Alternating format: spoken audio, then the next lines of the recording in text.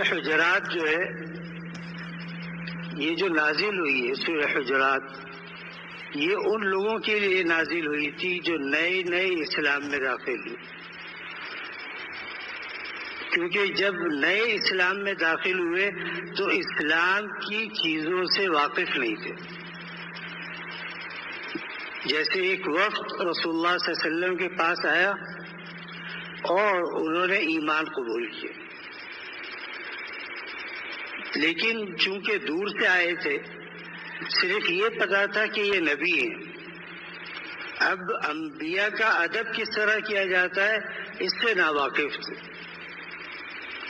تو ان کو جب کچھ پوچھنا ہوا تو رسول اللہ صلی اللہ علیہ وسلم کے گھر کے پیچھے ہی چلے گئے اور وہاں سے آوازیں دینے لگے. تو اللہ رب العزت نے منع فرمایا، فرمایا اگر ایسا کرو گے تو ہم تمہارے سارے اعمال ضائع کر دیں گے. تو سورہ حجرات ادب کے لیے رسول اللہ صلی اللہ علیہ وسلم پر نازل کی ہوئی ہے. اس میں سے ایک یہ ہے کہ لا یسخر قوم من قوم عسى ان يكونوا خيرا منهم، کہ کوئی مرد کسی مرد کا مذاق نہ اڑائے. ہو سکتا ہے کہ وہ جس کا مذاق اڑا رہا ہے اس کا درجہ اللہ کے یہاں زیادہ ہو اور تمہارا درجہ نیچے ہو.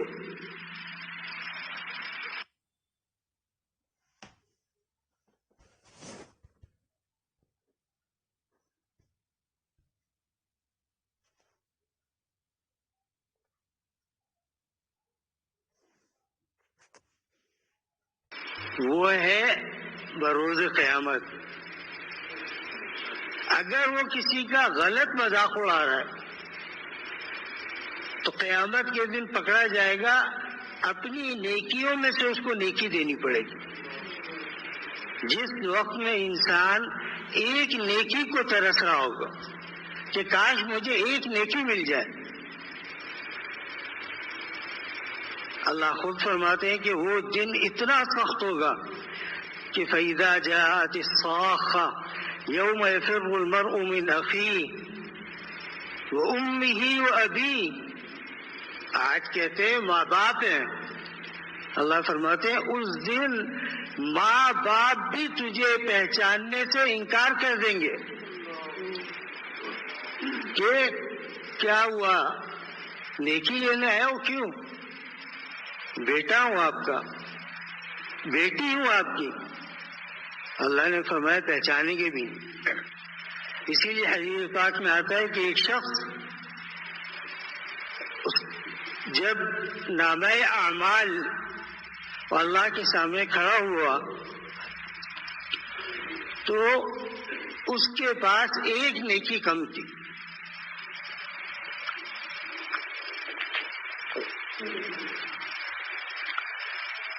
تو اللہ تعالیٰ نے اس کو موقع دیا، فرمایا جاؤ ایک نیکی لے کر. اب وہ انسان ظاہر سی بات ہے کہ انہی کے پاس جائے گا جن کو پہچانتا ہو، جس سے ان کو اس کو محبت ہے. وہ اپنے ماں باپ کے پاس گیا، بہن بھائیوں کے پاس گیا، انہوں نے کہا آج نہیں،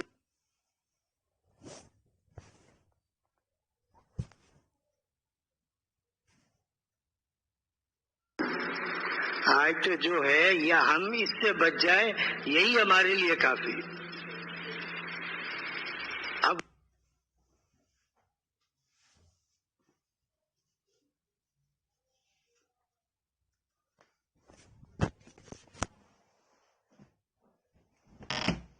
وہ بیچارہ پریشان ہو گیا کہ ایک جو ماں باپ دنیا میں جان فدا کرنے کے لیے تیار ہوتے تھے، اب وہی ماں باپ کہہ رہے ہیں کہ ایک نیکی بھی تجھے نہیں ملے گی. تو جا رہا تھا تو ایک شخص بیٹھا ہوا تھا اداس. تو روایت کے اندر آتا ہے کہ اس نے پوچھا بھائی تو کیوں اداس ہے؟ اس نے کہا دیکھ تیرا نام ہے حساب و کتاب ہو رہا ہے اور تیری ایک نیکی کم ہونے کی وجہ سے تجھے جنت میں داخلہ نہیں مل رہا. تو میں نے زندگی میں کی ہی ایک نیکی ہے تو ایک کام کر، تو یہ میری نیکی لے جا، کیونکہ مجھے معلوم ہے میرے نامہ اعمال میں تو ہے ہی کچھ نہیں، یہ ایک نیکی بھی تو لے جا۔ اس نے نیکی لی، بھاگ کر اللہ کے سامنے پیش ہوا۔ اس نے کہا اللہ میں ایک نیکی جو آپ نے کہا تھا نا ڈھونڈ کے لاؤ، میں ایک نیکی ڈھونڈ کے لایا۔ اللہ نے فرمایا کہ کس سے لی ہے تم؟ میں اللہ ایک بندہ بیٹھا ہوا ہے، اس نے زندگی میں ایک ہی نیکی کی تھی۔ اللہ فرمائیں گے جاؤ اس کو بلا کر لو۔ بلایا جائے گا عرش اعظم کے سامنے، اور اللہ پوچھیں گے تو نے اس کو اپنی ایک نیکی کیوں دی؟ اللہ یہاں تو معاملہ ہی اتنا سخت ہے کہ ایک نیکی نہ ہونے کی وجہ سے اس کی جو ہے اس کو جنت میں داخلہ نہیں دیا جا رہا، تو میرے پاس تو تھی ہی ایک نیکی، میں نے سوچا چلو میری جگہ کوئی اور جنت میں چلا جائے۔ اللہ نے فرمایا کیوں؟ میری رحمت سے تو مایوس ہو گیا تھا، لہذا اب یہ بھی جنت میں جائے گا اور تو بھی جنت میں جائے گا۔ دیکھیں قرآن اور رسول اللہ صلی اللہ علیہ وسلم کی جو احادیث مبارکہ ہیں، وہاں جہاں ڈرایا گیا ہے اس کے بعد جنت کا ذکر فوراً کیا گیا۔ جو قرآن پڑھتے ہیں یہ جن کو سمجھ ہے، فہم ہے، جہاں ڈرایا گیا ہے وہاں جنت کا ذکر بھی کیا گیا، کہ آدمی صرف ڈر کر کے یہ نہ کرے کہ یار مایوس ہو جائے کہ یار میں کہاں سے جنت کے اندر جاؤں گا۔ تو اللہ نے فرمایا لا تقنطوا من رحمت اللہ، میری رحمت سے مایوس نہیں ہونا۔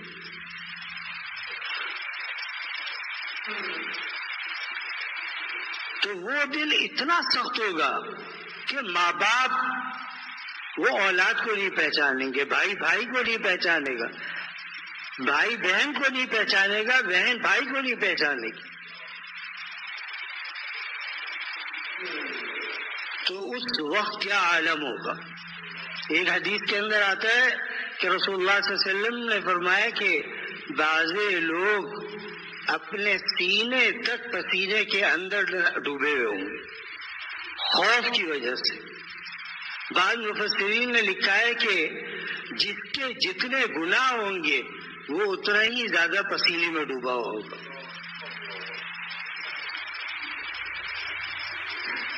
لیکن اللہ تعالیٰ نے جہاں نیکی کرنے کا حکم دیا ہے، اللہ نے وہاں یہ بھی فرمایا دیکھو اگر عبادت تمہاری ہوتی ہمت تو تم عبادت نہیں کر سکتے تھے۔ یہ ہمارا فضل ہے کہ ہم تمہیں اپنی عبادت کی توفیق دے رہے ہیں۔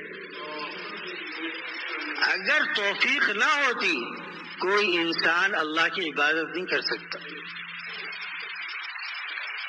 یہاں تک کہ رسول اللہ صلی اللہ علیہ وسلم نے فرمایا حضرت عائشہ سے، فرمایا کہ عائشہ دنیا میں جتنے بھی لوگ ہیں اللہ کے فضل سے جنت میں جائیں گے۔ آپ علیہ السلام سے حضرت عائشہ نے پوچھا یا رسول اللہ کیا آپ بھی اس میں شامل ہیں؟ فرمایا ہاں اس میں بھی شامل ہوں۔ یہ ہمارے نبی سرکار دو عالم صلی اللہ علیہ وسلم، ان کے بارے میں اللہ تعالیٰ ارشاد فرمایا۔ تو وہ دل اتنا سخت ہوگا۔ آج کل ہم گناہ کرتے ہیں لیکن ہمیں گناہ کا احساس تک نہیں ہوتا کہ ہم نے گناہ کر لیا، کسی کی غیبت کر دی، کسی سے حسد میں لگ گئے۔ اب یہ چیزیں ایسی ہیں جن کو اللہ والے ہی پکڑ سکتے ہیں۔ یہ وہ بیماری ہے، ایک تو دیکھیں ظاہری بیماری ہے، انسان ڈاکٹر کے پاس جاتا ہے، وہ اس کو ٹیسٹ لکھ کر کے دے دیتے، وہ پھر کیا کرتا ہے گھومتا ہے ٹیسٹ کراؤ، یہ کراؤ، فلانا کراؤ۔ ظاہری بیماری کے لیے ظاہری ڈاکٹر ہے اور باطنی بیماری کے لیے باطن کا ڈاکٹر ہے۔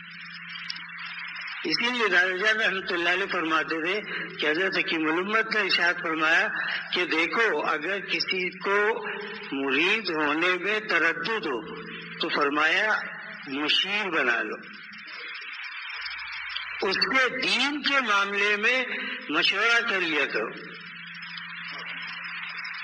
بھائی اصل چیز کیا ہے؟ اصل تو اصلاح نفس ہے. آج اصلاح نفس فرض ہے اور مرید ہونا یہ سنت ہے. آج ہمارے اندر کیا چیز ہے کہ ہم پہلے مرید ہو جائیں پھر اصلاح کروائیے. ایسا ممکن نہیں، کیونکہ جو قانون اللہ نے بنا دیا ایک انسان کو آ رہا ہے، لیکن اس کا دل ملتا ہے. دادا جان رحمۃ اللہ علیہ کے شعر پڑھتے تھے، آنکھ سے آنکھ ملی مگر دل سے دل نہ ملا. آنکھ سے آنکھ ملی مگر دل سے دل نہ ملا. ساری عمر ناؤ پہ بیٹھے مگر ساحل نہ ملا. تو فرمایا تعلق اسی سے قائم کرو جس سے تمہارا دل لگتا. تو فرمایا اگر مرید نہیں ہو سکتے تو اس کو مشیر بنا لو کہ میں آپ سے مشورہ کر لیا کروں. مشیر بنانے میں کیا حرج ہے؟ آپ کہتے ہیں مرید بن جائیں گے تو پھر کیا ہوگا؟ ساری چیزیں ہم پر لاگو ہوں گی.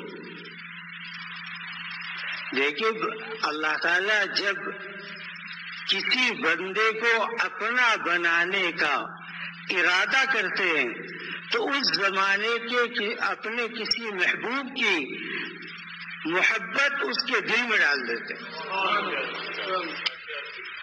یہ دستور الہی ہے.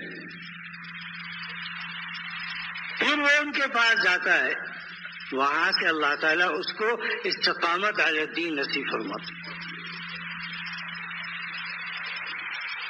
تو جب تک انسان نہیں جائے گا اس کو معلوم بھی نہیں ہے کہ میں مذاق اڑا رہا ہوں یا نہیں. دوسرے کی عبادت کو مذاق سمجھتے ہیں. اللہ نے منع فرما دی کہ لا يسخر قوم من قوم عسى ان يكونوا خيرا منهم. دیکھو تم میں سے کوئی ایسا نہ ہو کہ کسی مسلمان کا مذاق اڑائے. کیوں؟ بعض دفعہ وہ مذاق انسان کرے لیکن حدود شریعت کے اندر رہتے ہوئے کرے.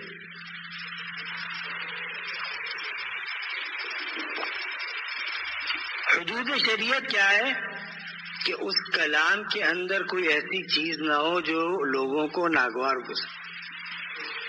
کسی قوم اور کسی فرد کی طرف اشارہ کر کے کوئی ایسی بات نہ کرے کہ وہ یہ سمجھے کہ یار یہ تو بالکل ہمارے پیچھے پڑ گئے. اللہ نے ہر قوم میں اللہ نے نیک لوگ پیدا فرمائے، صالح پیدا فرمائے. پوری قوم بری نہیں ہو سکتی. ہاں قوم کا فرد وہ مستثنا ہے. جیسے 5 انگلیاں برابر نہیں ہیں اسی طرح 5 قسم کے لوگ بھی برابر نہیں. لیکن ہم لوگ مذاق اڑاتے ہیں، فلانا تو ایسا ہے فلانا تو ایسا ہے. اللہ نے ہمیں مذاق اڑانے کے لیے دنیا میں نہیں بھیجا. اللہ نے یہ فرمایا یہ دیکھو کہ میں راضی کیسے ہوتا ہوں.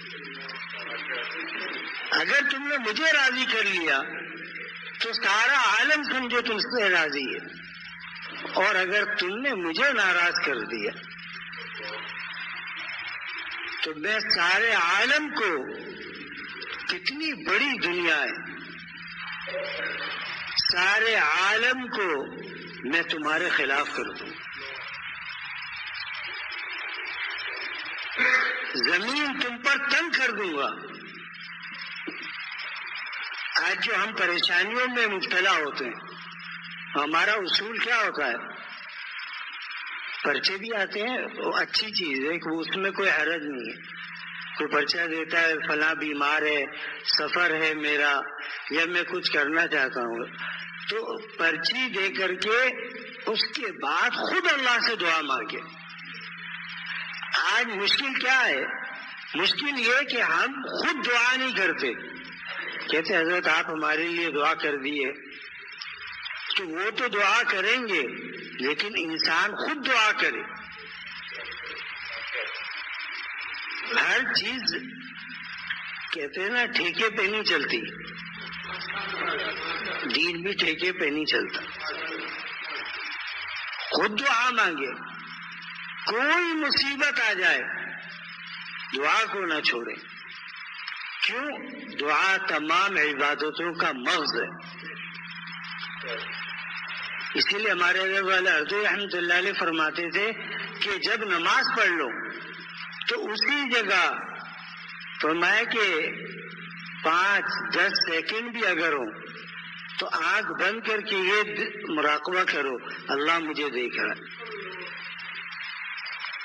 10 سیکنڈ کتنے ہوتے ہیں؟ میں مراقبہ کرو کہ اللہ مجھے دیکھ رہے ہیں. اس سے کیا ہوگا؟ اللہ سے تعلق پیدا ہوگا، اور جب تعلق پیدا ہوگا تو محبت پیدا ہوگی، اور جب محبت پیدا ہوگی اسی محبت کے ذریعے سے اللہ تعالیٰ اپنی نسبت کا موتی اس کے دل میں اتار دیں. اس لیے اللہ والے دنیا میں وہ بھی گھومتے ہیں، دنیا میں ہم بھی گھومتے ہیں. سفر ہے، کہیں جا رہے ہیں، لیکن ان کی نظر کس چیز کے اوپر ہوتی ہے؟ پہاڑی علاقوں میں جا رہے ہیں، وہ اللہ سے مخاطب ہوتے ہیں، یا اللہ تو کتنا عظیم ہوگا کہ اس پہاڑ کو دیکھنے کے لیے میں پوری گردن بھی اوپر کرتا ہوں تو پہاڑ کی چوٹی نظر نہیں آتی، اور تو نے اس پہاڑ کو وہاں پر رکھ دیا.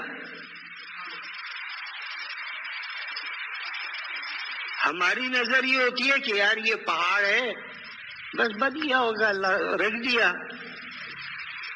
اسی لیے فرمایا کہ اللہ نے جو چیزیں بنائی ہیں، تفکروا فی خلق السماوات والارض، اللہ کی بنائی ہوئی چیزوں کے اندر غور کرو. آنکھ بنی، یہ کتنا سا چھوٹا سا حصہ ہے، ایک آنکھ.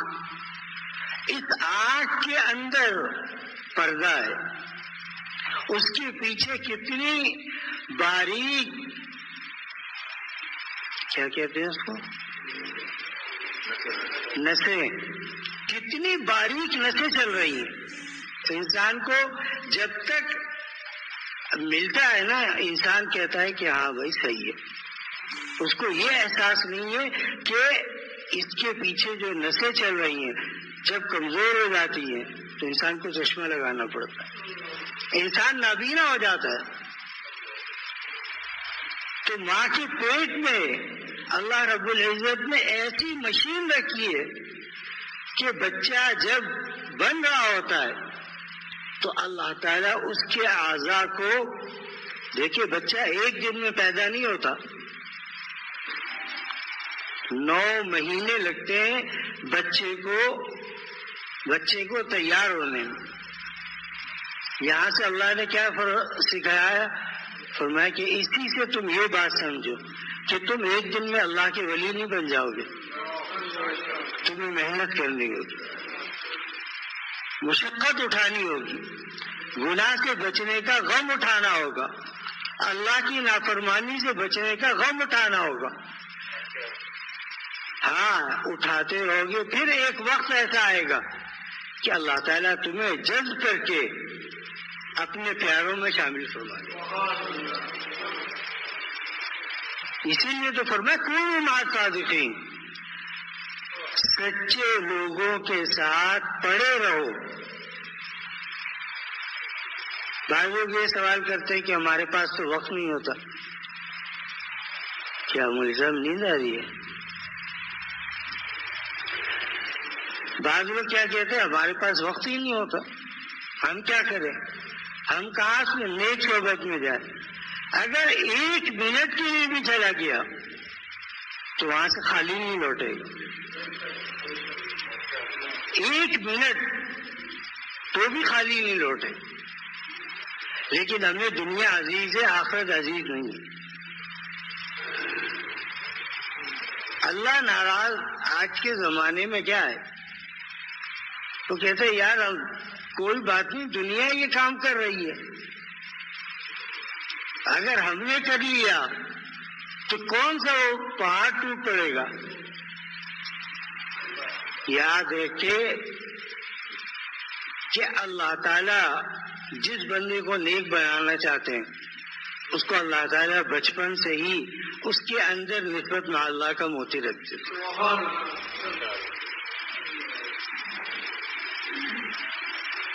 تو قرآن کریم میں کیا آتا ہے کہ جب مشرکین مکہ یہ کہتے تھے کہ یار تم شرک کرو، کس نے روکا ہے تمہیں؟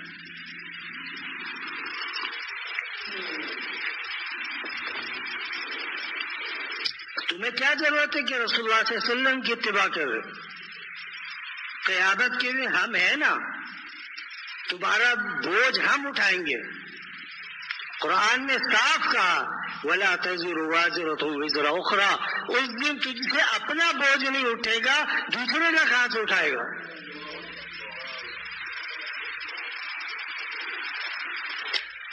تو دوستو جب تک زندگی ہے انسان ان لمحات کو قیمتی بنا لے۔ کیوں؟ دارجان رحمۃ اللہ علیہ نے فرمایا کہ انسان کی زندگی کے 3 لمحات ہوتے، ایک بچپنا، ایک جوانی، ایک بڑھاپا۔ جب دعوت دو تو کہتے مولانا داڑھی رکھیں گے لیکن عمر ہو جائے کچھ پھر اس کے بعد رکھ لیں گے۔ فرمایا کہ اللہ کو اپنی زندگی کا بہترین حصہ دو، تب دیکھو اللہ تعالیٰ بڑھاپے کے اندر بھی اللہ تمہیں وہ مستی دیں گے جو زمانے کے جوانوں میں بھی نہیں ہوگی۔ کیوں؟ آپ نے اللہ تعالیٰ کو اپنی جوانی فدا کر دی۔ دادا جان رحمۃ اللہ علیہ نے فرمایا کہ میں 17 سال کی عمر میں حضرت پھلپوری کے پاس گیا، شاہ عبد الغنی صاحب پھلپوری رحمۃ اللہ علیہ کے پاس 17 سال کی عمر میں گیا۔ فرمایا کہ جب میں حضرت سے ملا تو فرمایا کہ میں نے وہیں بستر ڈال دی، اور وہ بقرعید کا دن تھا۔ فرمایا پھر اللہ تعالیٰ نے ایسی محبت ڈالی کہ جب تک حضرت زندہ رہے فرمایا کہ میں ان کے ساتھ چپکا رہا۔ جب جانے لگے تو دادا کو بلایا، وہ فرمایا کہ حکیم اختر گھبرانا مت، میں تمہیں اللہ کی سپرد کر کے جا رہا ہوں۔ آج ایک انسان کو کہہ دیتا ہے بیٹا اگر میں مر گیا تو دیکھو وہ آدمی تمہارا خیال رکھے گا، تو جس کا خیال رکھنے کی اللہ تعالیٰ خود ضمانت لے رہے ہیں تو اللہ تعالیٰ کیسے اس کو تکلیف پہنچے؟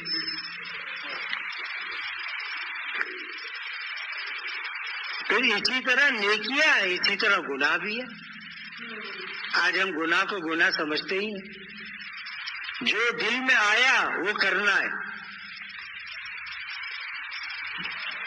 پوچھنا نہیں ہے، جو دل کے اندر آئے گا وہ کریں گے۔ کہتے ہماری زندگی ہماری مرضی، تو نہ اپنی مرضی سے دنیا کے اندر آیا ہے اور نہ تو اپنی مرضی سے اس دنیا سے اٹھے گا۔ اللہ ہی نے پیدا کیا، اللہ نے تیری موت کا وقت اللہ نے وہاں مقرر کر دیا۔ جب وہ وقت آئے گا اس وقت کے اوپر تجھے اسرائیل علیہ السلام اٹھا کر اللہ کے پاس لے جائے۔ روح نکل گئی، اب فارغ ہے۔ فرمایا یہ چھوٹی سی زندگی ہے، دادا نے فرمایا اس کو گناہوں میں ضائع مت کرو، ورنہ کیا ہوگا؟ بڑھاپے کے اندر پچھتاوے اور رونے کے علاوہ کچھ بھی باقی نہیں بچے گا۔ فرمایا اپنی جوانی فدا کرو، پھر اللہ تعالیٰ بڑھاپے کے اندر اللہ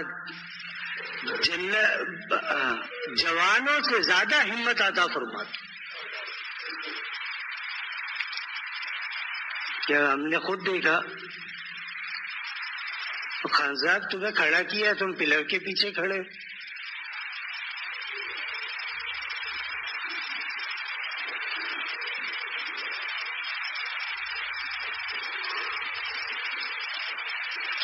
کیا کہہ رہا تھا میں؟ ہاں، تو اپنا بہترین حصہ اللہ کو دو. جب تم بہترین دو گے اور تم جب معذور ہو جاؤ گے، چلنے کی طلب نہیں ہے، سکت نہیں ہے، تو اللہ تعالیٰ اس وقت جوانوں سے بڑھ کر جذبہ عطا فرمائیں، قوت عطا فرمائیں گے. لوگوں کے قلوب میں اس کی محبت بیٹھتی چلی جائے گی. آج ہمارے اکابرین جب دنیا سے جاتے ہیں تو ان کے جنازہ کوئی دیکھ لے، کیا حالت ہوتی ہے جنازے کے اندر؟ بھئی فلاں بزرگ کا انتقال ہو گیا، چلو جنازے کے اندر چلتے. یہ خلق خدا کہاں سے آ رہی ہے؟ یہ خلق خدا وہ ہے جن کے دلوں میں اللہ تعالیٰ نے اس کی محبت ڈال دی. اسی لیے امام احمد بن حنبل نے کیا فرمایا تھا؟ فرمایا کہ ہم حق کریں یا نا حق پر، اس کا فیصلہ ہمارے جنازے کریں گے. اسی لیے لکھا ہے کہ جب امام احمد بن حنبل کا انتقال ہوا تو ہزاروں کافروں نے جنازہ دیکھ کر اسلام قبول کر لیا. جن کا جنازہ دیکھ کر کے لوگ اسلام قبول کر لیں، ان کی کیا بات ہو. کوئی نہ کوئی غم تو انہوں نے دل میں پالا ہی ہے، آج بھی ہے. کوئی دکان کے غم میں، کوئی کاروبار کے غم میں، کوئی کسی عورتوں کے غم میں، کوئی کسی غم میں. اللہ والوں نے ایک غم کو چنا، وہ ہے غم اللہ کا.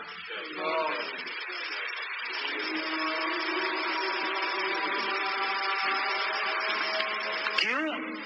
فرمایا کہ اللہ کا غم تمام غموں سے بڑا ہے.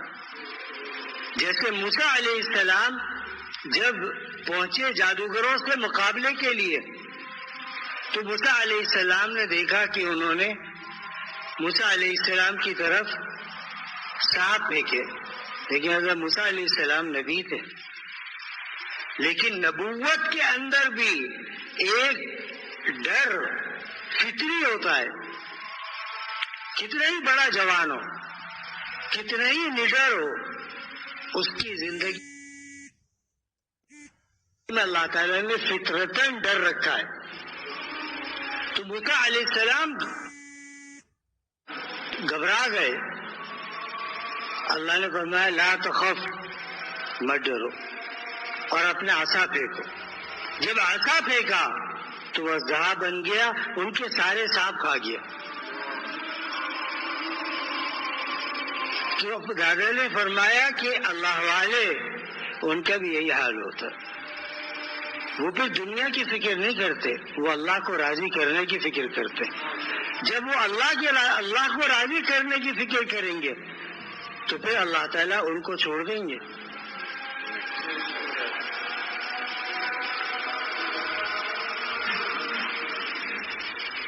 اور آج کتنے گناہ عام گھروں کے اندر.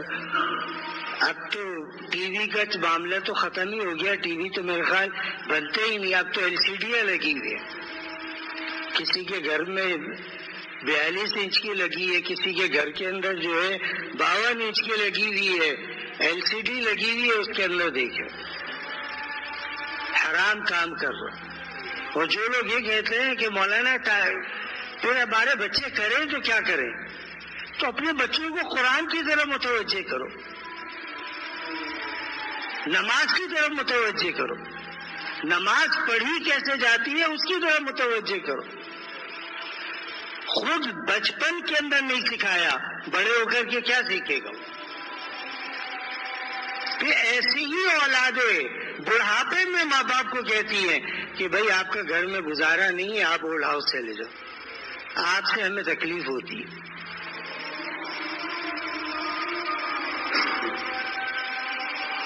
پھر جب اولاد وہاں بیچتی ہے تو پھر لوگ علماء کے پاس آتے ہیں کہ دیکھیں ہماری اولاد نے ہمیں نکال دیا، اب میں کیا کروں.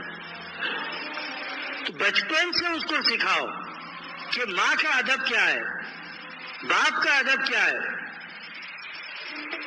جب وہ بچپن سے ایک بات سنے گا نا، وہ بات کانوں کے ذریعے اس کے دل میں بیٹھتی چلی جائے گی. آج جو ہم کہتے ہیں نا کہ بچپنا، ابھی تو بچہ ہے کوئی بات نہیں، ہم بازار گئے تھے کپڑے لینے، کپڑے تو اس کے ملے نہیں، لہذا ہم چڈی اور یہ بنیان اس کے لیے لے آئے. بچہ ہے، کون سا مشکل ہے. آج اس کے دل کے اندر اس چڈی کی اہمیت بیٹھ گئی نا، مرتے دم تک نہیں نکلے گی اس کی. وہ اسی کو شان و شوکت سمجھے گا کہ لوگ مجھے دیکھ کر معیوب ہو رہے ہیں کہ بھئی یہ تو بڑا آدمی ہے، چڈی پہن کر گھوم رہا ہے. اس کے پاس اتنے پیسے نہیں ہے کہ ایک پاجامہ سلوا لیتا، اس کو پہن کر کی گھوم لے. بچہ ہے، اس کو بچپن سے ہی اس کے اندر جو عادتیں آپ نے بٹھا دی، وہ عادتیں مرتے دم تک اس بچے میں باقی رہیں. بات سمجھ میں آ رہی ہے خان صاحب؟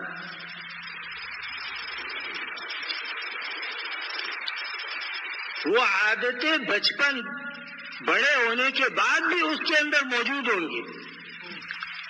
اسی لیے دادا فرماتے تھے کہ اپنی اولادوں کو اللہ والوں کے پاس لے جائے. وجہ اس کی کیا بیان فرماتے؟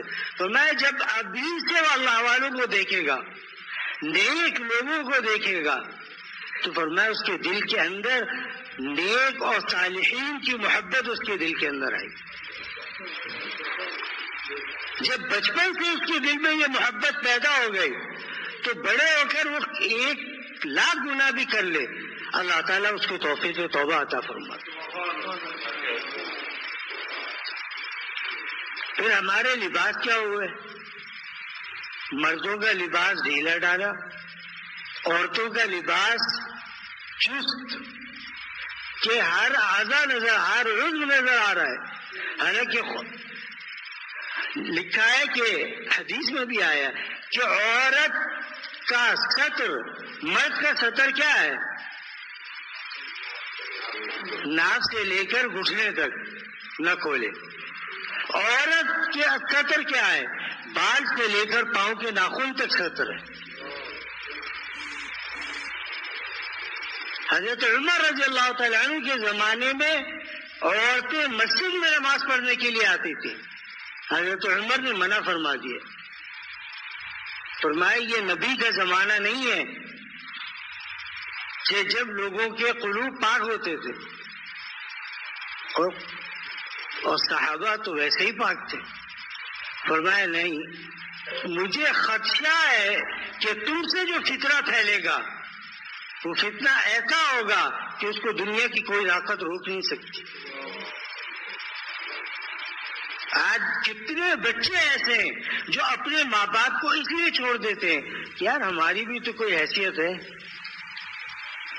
یہ کرو، یہ مت کرو، یوں کرو، یوں نہ کرو. یہ یوں کہاں سے آیا؟ ہمارے نبی نے تو نہیں کیا. ہم نے محدثین کی جو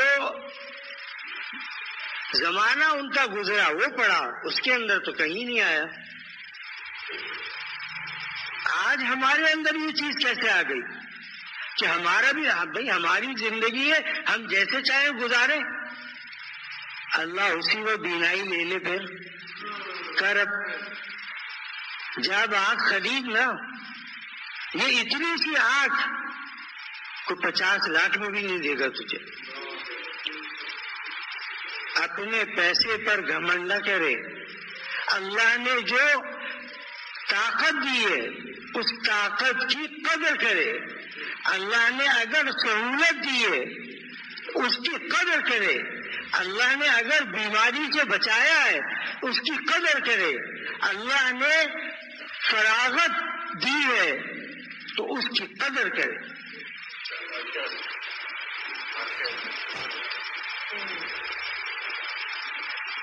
جب جوانی ہوتی ہے، آپ آغا خان میں چلے جائیں کسی بھی اسپتال میں چلے جائیں،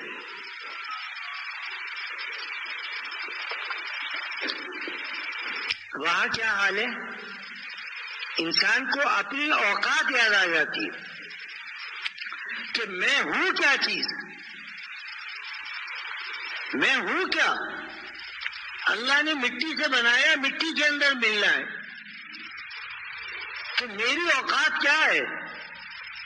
کسی کو کینولا لگا ہوا ہے، کسی کو پیشاب جو ہے پیشاب کی نلکی لگی ہوئی ہے، کسی کو کچھ ہوا ہوا ہے، کسی کو کچھ ہوا ہوا ہے. تو اس وقت کیا کرو؟ اس وقت دعا کرو، اللہ تیرا شکر ہے کہ تو نے مجھے سلامت رکھا ہوا. اور مرتے دم تک اللہ تعالیٰ اس چیز سے بچائے انسان کو، کیونکہ جو پھنس گیا ڈاکٹر کے دیکھے دنیا کا اصول کیا ہے؟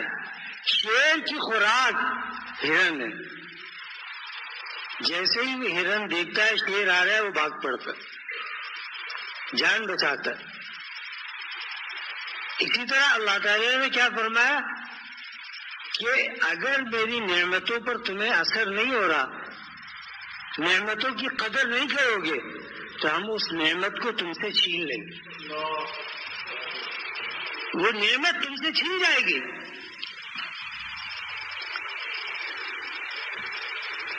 اور جب نعمت چلی جاتی ہے پھر انسان کو پتہ چلتا ہے کہ یار نعمت تھی کیا چیز. ہمارے ایک دوست ہے، یہی رہتے ہیں سامنے، ان کا ایکسیڈنٹ ہو گیا، پاؤں پہ ڈاکٹروں نے راڈ ڈال دی. تو انہوں نے کہا کہ اب مجھے پتہ چلا کہ جب صحیح تھی ٹانگ تو میں جہاں مرضی موڑ لی، جیسے مرضی موڑ لی، جہاں چاہا چلا گیا. اب ڈاکٹر کہتے ہیں زمین پر پاؤں رکھو گے تو تمہیں اثر ہوگا. یہ چیزیں اللہ نے مفت میں دی ہیں، انسان اس کی قدر کرے. آج ہمیں قدر ہے تو کیا صاحب ہماری صحت خراب نہ ہو جائے. صحت کیسے رہے گی؟ صحت کی بقا کیا ہے؟ کہ صحابہ کھاتے تھے لیکن اتنا کم کھاتے تھے، اس وجہ سے ان کے اندر بیماری نہیں تھی. میں نے تو خیر نہیں پڑھا، اگر کسی نے پڑھا ہو تو بتا دے کہ فلاں صحابی کو دل کا دورہ پڑا اور وہ انتقال کر گئے. ہاں اتنا پڑا ہے کہ صحابی میدان جنگ کے اندر گئے اور جا کر کے جام شہادت نوش کیا.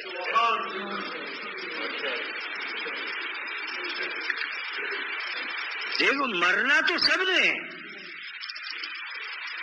لیکن ایک انسان اللہ کو راضی کر کے اللہ کے پاس جاتا ہے، ایک انسان اللہ کو کی نافرمانی کر کے اللہ کے پاس جا رہا ہے.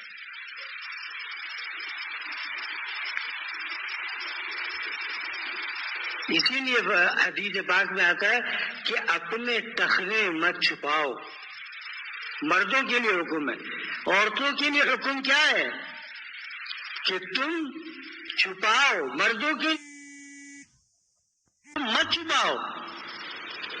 لوگوں کو اس کی فکر ہی نہیں ہے، چھپ رہے ہیں تو چھپ رہے ہیں، کوئی بات نہیں.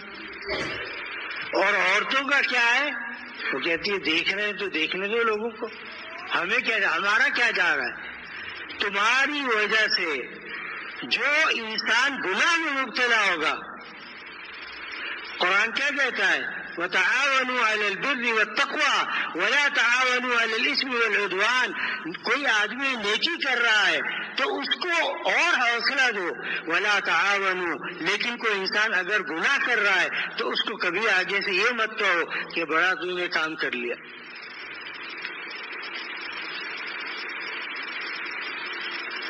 آج کہ ہمارے معاشرے کے اندر جو یورپ کا کلچر آیا نا، اس میں سب غیرت، حمیت سب کو نکال کر کے پھینک دیا. خواہ لڑکا ہو یا لڑکی ہو، اس کو یہی فکر ہے کہ میں اتنا پڑھوں کہ میں اپنے پاؤں پر کھڑا ہو جاؤں، اپنی زندگی خود گزاروں۔ کیوں؟ ماں باپ ہوں گے تو روکیں گے، بیٹا تم یہ کیا کر رہے ہو، یہ کیا کام کر رہے ہو تم؟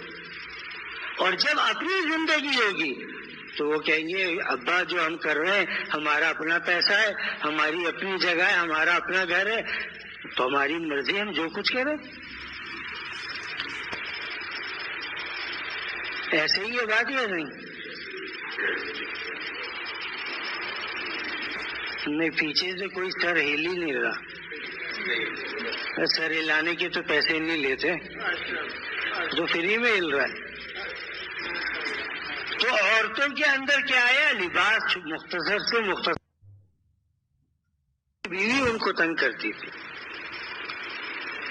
تو انہوں نے کہا یار میں کیا کروں، کہاں جاؤں میں؟ خیر اللہ تعالیٰ نے اس کو کسی عالم کے پاس پہنچا دیا، وہ وہاں پہنچ گیا۔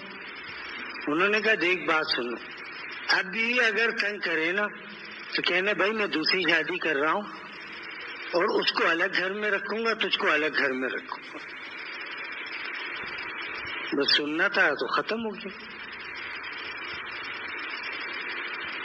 جیسے ایک جوڑے کی شادی ہوئی تو شوہر نے بیوی کا فرما بردار بننے کے لیے کیا کیا؟ وہ سگریٹ پیتا نہیں تھا، کمرے میں جب آیا تو اس نے ایک سگریٹ پیا، پھر دوسرا پیا، پھر تیسرا پیا۔ تو عورت نے کہا کہ ہمیں تو نہیں پتا تھا کہ آپ سگریٹ بھی پیتے ہیں، لہذا اگر آپ مجھ سے محبت کرتے ہیں تو سگریٹ بجھا دیں۔ اس نے سگریٹ بجھا دی۔ اس عورت نے کہا دیکھو کتنا، یعنی ایسا آدمی ہے کہ میرے کہنے پر اس نے سگریٹ چھوڑ دی۔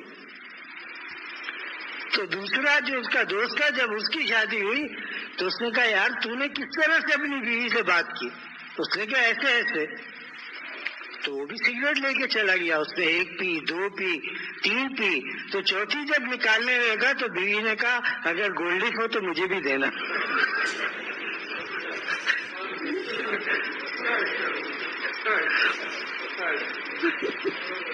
تو علاج ہوتا ہے، ہر گولی سے نہیں ہوگا، ہر چیز کا علاج روحانی اللہ والوں کے پاس، ان کی صحبت کے اندر جائے، بیٹھے، اپنے اندر سے حسد، بغض، عداوت، ان تمام چیزوں کو نکال کر پھینک دے، کوئی فائدہ نہیں ہے اس کا۔ آج لوگ اس کو کیا سمجھتے ہیں؟ بڑی ترم خانی سمجھتے ہیں اس کو۔ یاد رکھو قیامت کے دن اللہ تعالیٰ حساب جب لیں گے تو حساب میں جب معاملات طے کیے جائیں گے تو معلوم ہو اس نے اس مسلمان کی غیبت کی تھی، اس سے اللہ تعالیٰ فرمائیں گے تیری جتنی نیکیاں ہیں وہ اس کے حوالے کر، اور پھر اس کے بعد اگر نیکیاں ختم ہو گئیں تو حکم دیا جائے گا اب اس کے گناہ تیرے سر پر ہیں۔ آج ہمیں اس کی فکر نہیں ہے۔ آج کہتے ہیں لڑکی کو اگر دیکھ لیا تو کیا ہوا، ہم نے دیکھا ہی تو ہے۔ دادا جان رحمۃ اللہ علیہ کا تو مضمون ہی یہی تھا، دیکھا ہی تو ہے۔ یاد رکھے انسان پہلے دیکھتا ہے، پھر آہستہ آہستہ قریب ہونا شروع ہوتا ہے، کیونکہ نفس مرد کے پاس بھی ہے، نفس عورت کے پاس بھی ہے۔ آہستہ آہستہ قریب ہوتے ہیں، پھر اس کے بعد محبتیں شروع ہو جاتی ہیں حرام کے۔ یہ کیا ہے؟ اچھا ماں باپ کو معلوم بھی ہے، ماں باپ پھر بھی نہیں سمجھاتے۔ اللہ کے بندے، اللہ تعالیٰ نے صحابیات کے واقعات اٹھا کر کے اپنی بچیوں کو پڑھاؤ، ان کے دل میں یہ بات بیٹھے کہ ہم مسلمان ہیں، ہمیں اللہ تعالیٰ نے پردہ کرنے کا حکم دیا ہے تو ہم پردہ کریں گے۔ بچپن سے ان کے دماغ میں بٹھاؤ، جب بچپن سے دماغ میں بات بیٹھے گی تو عورت کبھی بے پردگی نہیں کرے گی. جب بچپن سے ہی آپ نے اس کو آزاد چھوڑا ہوا ہے تو جوانی کے اندر تو پھر وہ چڈیوں کے اندر گھوم رہی ہوئے. اب لوگ دیکھ کر کے کیا کہہ رہے ہیں, مولانا دیکھا ہی تو ہے, لیا نہ دیا, خالی دیکھی تو لیا. دادا جان رحمۃ اللہ علیہ فرماتے تھے اگر دیکھ بھی لیا اللہ تعالیٰ حلاوت ایمانی واپس لے لے. یعنی دین کی لذت اللہ اس کے دل سے نکال لیں گے. آج لوگ اس کو معمولی سمجھتے ہیں. اسی لیے رسول اللہ صلی اللہ علیہ وسلم نے کیا فرمایا عطر لگا کر عورت کا بازار جانا فقہاء نے لکھا ہے کہ جائز نہیں. کوئی مرد چھوئے گا پھر کیا ہوگا, پیچھا چھوڑے گا وہ. آج ہمارے یہاں مطلب وہ حال ہو گیا ہے کہ ہمیں کسی چیز کی فکر نہیں ہے. تیاری کا حکم کس کے لیے تھا؟ تو میں اپنے شوہر کے لیے تیار ہوں. اور فقہاء نے لکھا ہے کہ اگر عورت کو مارنا ہے تو اگر وہ تمہاری نافرمانی کرتی ہے, تمہارے لیے تیار نہیں ہوتی, اس کو مارنا جائز ہے. تنبیہن, یہ نہیں کہ پائپ اٹھا کر شروع ہوا تو جب تک جنریٹر چل رہا ہے, نہیں, ایک وقت تک تعین کرے. لیکن نیک صحبت کے اندر جو آ جائے گا وہ کبھی بھی اس کے ساتھ ایسا نہیں ہوگا. آج گھروں کے اندر دوریاں ہیں, شوہر الگ کمرے میں سو رہا ہے, بیوی الگ کمرے میں سو رہی ہے, بچوں کا کوئی احساس ہی نہیں ہے کہ بچے کہاں جا رہے ہیں. بچے ماں باپ کے نقش قدم کو دیکھ کر چلتے ہیں. جیسے ماں باپ چلیں گے اولاد بھی ویسی چلے گی.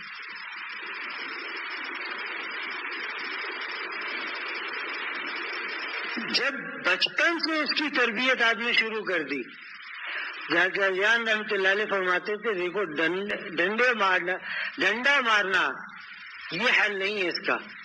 فرمایا ایک گھوڑے کا بچہ, اس کی تربیت کے لیے انسان اگر اس کو مارتا ہی ہے اس کو کبھی تربیت نہیں ہوگی. اس کو بڑے گھوڑوں میں چھوڑو جو بھاگ رہے ہیں, خود بخود بھاگنا سیکھ جائے گا. فرمایا اسی طریقے سے جس کو دین کی عظمت اس کے دل میں, وہ چاہتا ہے کہ دین کی عظمت میرے دل میں آ جائے, اس کو چاہیے کہ اللہ والوں کی صحبت میں چلے.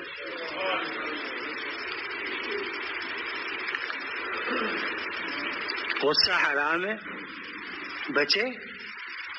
اللہ نے جو چیزیں حرام کی ہیں واللہ وہ کم ہے.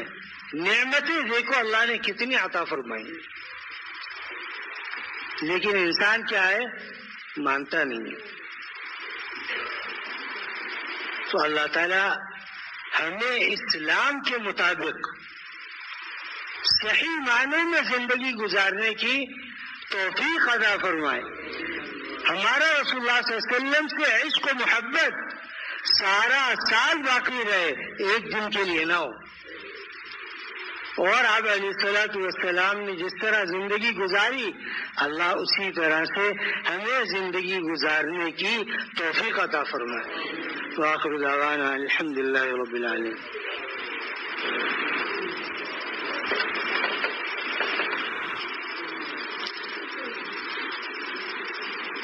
یہ صاحب نے لکھا ہے میں اور میرے گھر والے سب 100% اللہ والے بن جائیں, آمین.